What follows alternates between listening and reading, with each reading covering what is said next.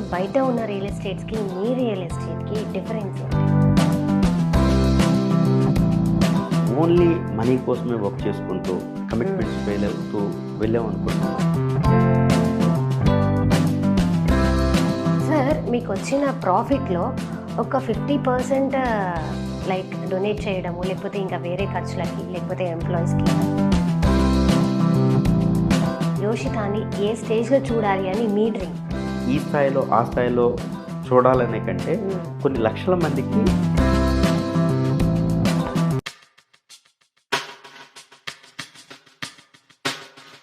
Actually నేను మీ గురించి కొన్ని విషయాలు తెలుసుకున్నాను బయట. మీరు చాలా calm and cool, very down to earth అని, చాలా మంచివారని, ఇంకా ఎడ్యుకేషనల్గా కూడా కొంతమంది పిల్లల్ని చదివిస్తున్నారు అని, ఇలాంటివి చాలా విన్నాను. సో అంటే ఇంకా ఫర్దర్గా ఏమైనా స్టార్ట్ చేస్తున్నారా సార్, లైక్ అనాథాశ్రయాలు లాంటివి? అట్లానేం లేదు మేడం. వాస్తవంగా ఇక్కడ యోషిత అనేది I feel like it is a extended family. ఇది ఒక ఒక ఒక ఫ్యామిలీ.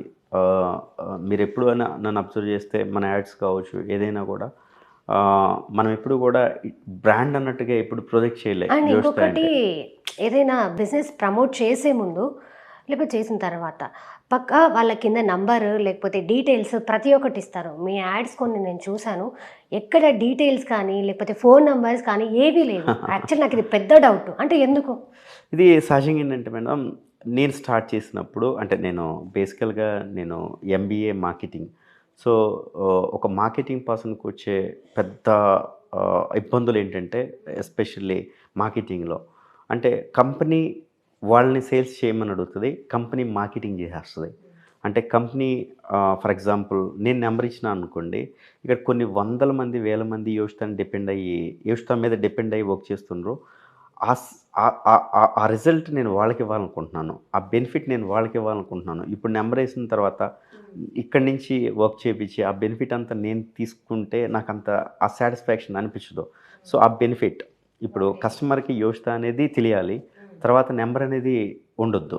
సో వాళ్ళు నిజంగా వాళ్ళకి ఇష్టం తీసుకోవాలి అనిపించినాక, యోషితాలో ఇన్వెస్ట్ చేయాలి అనిపించినాక, సో కొన్ని వేల నెంబర్స్ ఉంటాయి మన వాళ్ళవి. సో ఎవరో ఒకళ్ళ అదృష్టం, ఎవరో ఒకళ్ళ రూపంలో, ఒక కస్టమర్ రూపంలో వాళ్ళకి వెళ్తాం నాకు సంతోషం. అంటే డబ్బు సంపాదించాలి కానీ షేర్ చేస్తూ, అంటే యోషిత అనేది ఎదగాలి బట్ అందరు ఎదుగుతూ, ఆ కాన్సెప్ట్తో అది వాస్తవానికి నెంబర్ పెట్టొద్దని, ఎవరికి రీచబుల్గా ఉండొద్దు అనే ఇంటెన్షన్ కాదు. అది కొంతమందికి ఉపాధి కలిగించాలన్న ఉద్దేశంతో మనం ఎక్కడ కూడా నెంబర్ పెట్టాం. ఓకే సార్, ఇప్పుడు బయట ఉన్న రియల్ ఎస్టేట్స్కి మీ రియల్ ఎస్టేట్కి డిఫరెన్స్ ఏంటి? మేడం అన్నీ బాగానే ఉంటాయి. అంటే నేను ఎవరిని కామెంట్ చేయడానికి, we're not here to comment others. But నేనే నమ్ముతాను అంటే మనం చేసే పని మనం చేసుకెళ్ళిపోవటమే మేడం. అంటే వాట్ అదర్స్ ఆర్ డూయింగ్ అనేది మనం ఆలోచించే కంటే మనమేమి ఇస్తున్నాం, మనం ఇక్కడ ఎందుకున్నాం, ఒక రియల్ ఎస్టేట్లో ఉన్నాం. రియల్ ఎస్టేట్లో ఒక మంచి ప్రోడక్ట్ కస్టమర్కి ఇచ్చినాక వచ్చే రిజల్ట్ని బట్టి మనం వర్క్ చేసుకుంటూ వెళ్ళాలి. కానీ బట్ నేనే నమ్ముతాను అంటే కస్టమర్కి మంచి ప్లేస్లో, ఒక మంచి లొకేషన్లో అప్రిసియేషన్ వచ్చేలాగా, ఎటువంటి ఇబ్బందులు లేకుండా ఒక ప్రోడక్ట్ ఇవ్వగలిగితే సో మనకి ఎటువంటి హడ్డిల్స్ ఉండవు. అట్లా కాకుండా ఓన్లీ మనీ కోసమే వర్క్ చేసుకుంటూ కమిట్మెంట్స్ ఫెయిల్ అవుతూ వెళ్ళాం అనుకోండి మేడం, మనకి ఫ్యూచర్ ఉండదు. సో నేను అందుకే అదర్ కంపెనీస్ ఏం చేస్తున్నాయని చూడకుండా మనమేం చేయాలి, మనమేం చేయగలుగుతున్నాం, నా ఫోకస్ అంతా మన యోషిత మీద ఉంటుంది తప్పితే అదర్ కంపెనీస్ మీద నేను ఎక్కువ ఫోకస్ ఎప్పుడు కూడా నేను చేయలేదు, చేయాల్సిన అవసరం రాలే మేడం. బట్ ఎవరి స్ట్రాటజీస్ వాళ్ళకు ఉంటుంది. బట్ మన స్ట్రాటజీ ఏంటంటే మన నమ్మొచ్చిన వాళ్ళు హ్యాపీగా ఉండటం. అది కస్టమర్ అవ్వచ్చు, మన ఎంప్లాయీ అవ్వచ్చు, మన నమ్మి ఉన్న ఎవరైనా అవ్వచ్చు, ఇన్వెస్టర్ అవ్వచ్చు. But they should feel happy and secure with Yoshita. నేను అదే నమ్ముతాను మేడం, అది నమ్మే చేసుకుంటూ వెళ్తున్నాం. ఓకే సార్, మీరు ఫస్ట్ రియల్ ఎస్టేట్కి వచ్చినప్పుడు ఇన్వెస్ట్మెంట్ మీరు ఒకరే చేశారా, లేకపోతే ఎవరైనా పార్ట్నర్స్ ఉన్నారా? నాకు అంటే చాలామంది అడుగుతూ ఉంటారు మేడం ఎట్లా అనేది. సో నాకు చాలామంది వెల్ విషర్స్ ఉన్నారు. చాలామంది వెల్ విషర్స్ అంటే నాకు మనీ కన్నా వాళ్ళు మోరల్గా సపోర్ట్ ఎక్కువ చేస్తూ ఉంటారు, ఇట్లా చేయి అట్లా చేయని. వాస్తవానికి యోషితకి ఇటువంటి ఎక్స్పెక్టేషన్స్ లేకుండా వచ్చిన కంపెనీ యోషిత. సో ఫస్ట్ ఎవరు సపోర్ట్ చేయలేదు నాకు ఒక 1-2 కజిన్స్ మినహా, అంటే సొంత వాళ్ళు కాకపోయినా వాళ్ళు నాకు అంతకన్నా ఎక్కువ వాళ్ళు మినహా నాకు ఫినాన్షియల్గా ఎవరి సపోర్ట్ నేను తీసుకోలే. బట్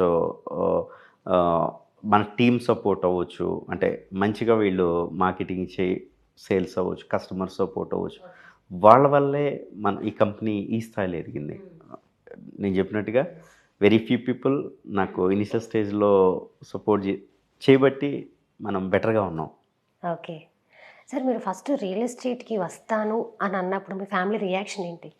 అంటే వాళ్ళేమి అంటే వాళ్ళ ఎప్పుడు కూడా నన్ను నేను ఏది చేయాలన్నా నాకు ఆ ఫ్రీడమ్ ఇచ్చారు. ఇచ్చారు. ఓకే. ఎప్పుడు కూడా నువ్వు ఇదే చేయాలి, నువ్వు అదే చదవాలి, లేదా ఇదే జాబ్ చేయాలి. వాళ్ళెప్పుడు నన్ను రిస్ట్రిక్ట్ చేయలే. ఎప్పుడు కూడా నేను ఇది చేస్తాను అనంగానే వాళ్ళు దానికే వాళ్ళ ఓటు దానికే ఎప్పుడు కూడా ఓకే. ఇది నాకు ఏది ఇష్టమో వాళ్ళే అదే ఇష్టంగా మారిపోయారు. అందుకే ఓకే. ఇప్పటికి సహజంగా గూడా?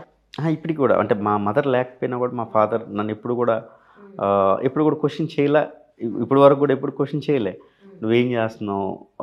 ఎట్లుంటావు? అంటే ఇప్పుడు ఓకే. బట్ నేను సక్సెస్ అవ్వకముందు కూడా నన్నెప్పుడు క్వెషన్ చేయలే. అంటే నేను వాళ్ళ మీద డిపెండ్ అయ్యి ఉన్నప్పుడు కూడా నన్నెప్పుడు క్వెషన్ చేయలే. నేను మనీ వేస్ట్ చేస్తున్నానా? లండన్‌లో ఏం చేస్తున్నాను? సో, వచ్చినాక ఏం చేస్తా? అని ఆ ఫ్రీడమ్ ఇచ్చిండ్రు. ఎప్పుడు కూడా నన్ను క్వెషన్ చేయలే. ఇట్లాగే ఉండు నన్నెప్పుడు రిస్ట్రిక్ట్ చేయలే మేడం. Thanks for them. అంటే అంటే నా ఎదుగుదలలో వాస్తవానికి 100% క్రెడిట్ పేరెంట్స్‌కే ఉంటది. మీ పేరెంట్స్‌కి. ఆ! దేవుడు బ్లెస్సింగ్స్, పేరెంట్స్ అంటే ఎప్పుడు కూడా నన్ను వాళ్ళ సపోర్టే ఇక్కడ దాకా ఇక్కడ వరకు తీసుకొచ్చిందండి. తీసుకొచ్చింది. యాహ్! సార్ మీకొచ్చిన ప్రాఫిట్‌లో ఒక 50% లైక్ డొనేట్ చేయడము, లేకపోతే ఇంకా వేరే ఖర్చులకి, లేకపోతే ఎంప్లాయీస్‌కి ఇలా ఇచ్చేస్తూ ఉంటారంట అవునా? అట్లనేం లేదు మేడం. ఆ! ఇట్స్ పార్ట్ ఆఫ్ అంటే ఇది బిజినెస్ అని నేను చెప్పను మేడం. హ్మ్. It's part of thing. అంటే మనం ఏం చేసినా కూడా ఏంటంటే మన చుట్టూ ఎవరైతే ఉన్నారో హ్మ్. వాళ్ళందరిని బాగా చూసుకోకపోతే అది మనం ఏది చేయలేం. హ్మ్. అంటే ఇప్పుడు ఫర్ ఎగ్జాంపుల్ మీరు మన యాడ్‌లు చూసా అంటున్నారు. యెస్. అవును. మీరు అక్కడ చూడండి ఇట్స్ అన్ ఎమోషన్ అనే చెప్తాం. అంటే ఎమోషనల్‌గా కనెక్ట్ అయ్యి ఉన్నదే యోషిత. అంటే వాళ్ళు నాకు ఎమోషనల్‌గా కనెక్ట్ అయిపోయారు. Either customers are our team. వాళ్ళంతా కూడా నాకు ఎమోషనల్ కనెక్ట్ అయినాక వాళ్ళకి అంటే నేను చేసేది వాళ్ళకి పెద్ద అనిపించొచ్చేమో గానీ అది చాలా తక్కువ అని ఫీల్ అవుతా ఉంటాను. అంటే ఒకే రోజు ఎదిగిపోవాలని, ఒకే రోజు అంత సంపాదించాలని కాకుండా స్లో అండ్ స్టడీ. అంటే మనకేంటంటే ఇంతమందికి అవకాశాలు ఇస్తున్నప్పుడు ఆబ్వియస్‌గా మనకు కూడా పెద్ద ఆపర్చునిటీస్ వస్తాయని నేను నమ్ముతా ఉంటాను. అందుకే అది నేను ఖర్చు అట్లా ఆలోచించను madam. We should spend on them. అంటే వాళ్ళ మీద ఖర్చు చేయాలది. అది చేస్తేనే వాళ్ళందరూ హ్యాపీగా ఉండగలరు. అంటే ప్రాఫిట్స్ గురించి ఆలోచించకుండా నా ఆలోచన ఏందంటే ఎంతవరకు యోష్టాన్ని తీసుకెళ్ళగలం? ఎంతమందికి అవకాశాలు ఇవ్వగలం? ఎండ్ ఆఫ్ ద డే మనం సక్సెస్ అనేది అదే అని నేను నమ్ముతా మేడం. అంటే ఎంత డబ్బున్నది ఉన్నా ఎంతమంది మనతో ఉన్నారు? ఎంతమందికి మనం అవకాశాలు ఇచ్చాం? ఎంతమంది మన పేరు చెప్పుకుంటున్నారు? నేను సక్సెస్‌ని అట్లా క్యాలిక్యులేట్ చేస్తా మేడం. ఓకే. అంటే సార్ మీ దృష్టిలో సక్సెస్‌కి డెఫినిషన్ అంటే ఏం చెప్తారు? వాళ్ళ డెఫినిషన్ ఉండదని నా నమ్మకం మేడం. ఎందుకంటే ఎంతవరకైనా కూడా ఇప్పుడు ఏం లేకుండా ఈ స్థాయికొచ్చినాం. బట్ ఈ సాటిస్ఫాక్షన్ అనిపించదు. ఓకే. ఇంకా బెటర్‌గా చేయొచ్చు. నేను ఒకప్పుడు మా మదర్‌కి చెప్పిన ఒక 1,00,000 మందికి యోషితాన్ని బతికించలేకపోయాను గానీ, బతికించలేనేమో గానీ, ఒక 1,00,000 మందికి యోషితాన్ని పరిచయం చేయగలను. యోషిత పేరు తీసుకెళ్ళనని చెప్పినా మేడం. ఇప్పుడు అది జరిగింది దేవుడి దయ వల్ల. గాడ్ కానీ ఇప్పుడు మా మదర్ గూడా లేరు. అంటే అన్‌ఫార్చునేట్‌గా ఆమెను గూడా నేను కోల్పోయాను. ఇప్పుడు నా ఆలోచన ఏంటంటే 1,00,000 మందికి ఎందుకు ఉపాధి ఇవ్వలేం? 1,00,000 మందికి పేరు మనం అనుకున్నట్టుగా పేరు తెలిసినప్పుడు అదే 1,00,000 మంది ఫ్యామిలీస్‌కి మనం ఎందుకు ఎంప్లాయ్‌మెంట్ క్రియేట్ చేయగలం? వాళ్ళ సంతోషాల్లో అంటే వాళ్ళ సంతోషాల్లో ఉంచేలాగా మనం ఎందుకు వర్క్ చేయలేం? అన్నది నా ఆలోచన. అంటే నాకెప్పుడు కూడా ఏంటంటే ఒక దాంతో ఆగిపోవాలని కన్నా నెక్స్ట్ లెవెల్‌కి తీసుకువెళ్ళగలం అందరిని. వాళ్ళ లైఫ్ స్టైల్‌ని మార్చగలం అన్న ఫీలింగ్ నాకెక్కువ అనిపిస్తా ఉంటది. అంటే సక్సెస్ డెఫినిషన్ అంటే ఎవరు ఇవ్వలేరేమో మేడం. అంటే ఈవెన్ ఎంత స్థాయికెళ్ళినా గూడా ఇంకా గూడా వాళ్ళు అచీవ్ చేయగలరు అన్న ఫీలింగ్ వాళ్ళకు ఉంటుందని నా అభిప్రాయం. ఎందుకంటే నాకైతే ఇది ఇది సక్సెస్ నాకు కొంత ఎంజాయ్ చేయటం వరకే మేడం. దాన్ని అంటే తలకి తీసుకుండటం అంటే అట్లా నాకు ఇది దేవుడిచ్చిండు, ఇంతవరకు ఇచ్చిండు, ఓకే హ్యాపీ. బట్ ఇంకా బెటర్గా చేయగలం. రేపు మనం ఎదిగే కొద్దీ సొసైటీకి సర్వీస్ చేయగలం. అంటే నా దృష్టిలో ఏంటంటే మన దగ్గర ఉండే వ్యక్తులందరూ బాగుంటే మనం సొసైటీకి సమ్వాట్ మనం చేయగలిగినట్టే అన్న ఫీలింగ్ మేడం.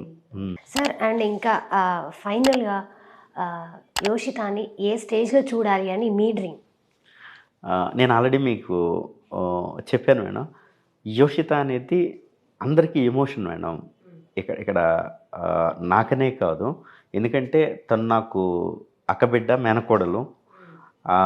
బట్ చాలామందికి ఏంటంటే అంతకన్నా ఎక్కువ వాళ్ళు యోషితాని ఒక కంపెనీ కన్నా ఒక ఎమోషన్, ఒక ఫీలింగ్, అంటే యోషిత మీద అది వాళ్ళది. ఫర్ ఎగ్జాంపుల్ మీరు బయట కంపెనీ చూస్తే, ఇప్పుడు మీరైనా చూస్తే ఇది నా కంపెనీ ఇక్కడ ఉండదు. యోషిత అనగానే ఇది అందరిది, వర్క్ చేసే ప్రతి ఒక్కళ్ళు ఇది మా కంపెనీ అనేలాగానే ఉంటుంది. సో నేనేం నమ్ముతా అంటే మేడం, ఈ స్థాయిలో ఆ స్థాయిలో చూడాలనే కంటే కొన్ని లక్షల మందికి ఉపాధి ఇవ్వగలిగే పొజిషన్లో యోషిత చూడాలనుకుంటున్నాను.